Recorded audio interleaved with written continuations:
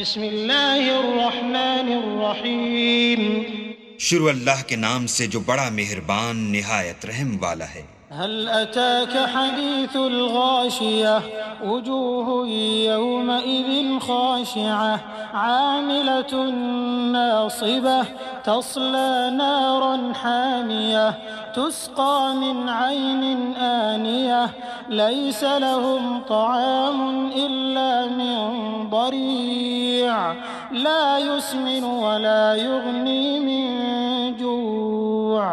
بھلا تم کو ڈھانپ لینے والی یعنی قیامت کا حال معلوم ہوا ہے؟ اس روز بہت سے منہ والے ذلیل ہوں گے، سخت محنت کرنے والے تھکے ماندے دہکتی آگ میں داخل ہوں گے۔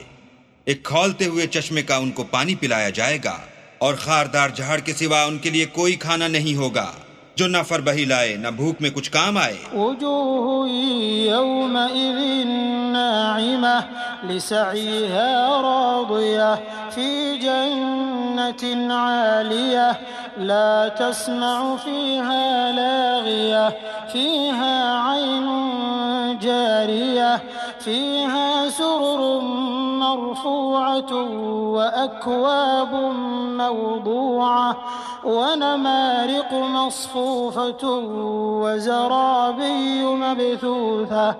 اور بہت سے منہ والے اس روز شادماں ہوں گے، اپنے اعمال کی جزا سے خوش دل، بہشت بری میں وہاں کسی طرح کی بکواس نہیں سنیں گے۔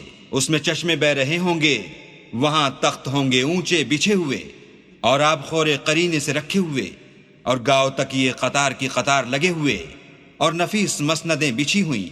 أفلا ينظرون إلى الإبل كيف خلقت وإلى السماء كيف رفعت وإلى الجبال كيف نصبت وإلى الأرض كيف سطحت فذكر إنما أنت مذكر لست عليهم بمسيطر إلا من تولى وكفر فيعذبه الله العذاب الأكبر إن إلينا إيابهم ثم إن علينا حسابهم۔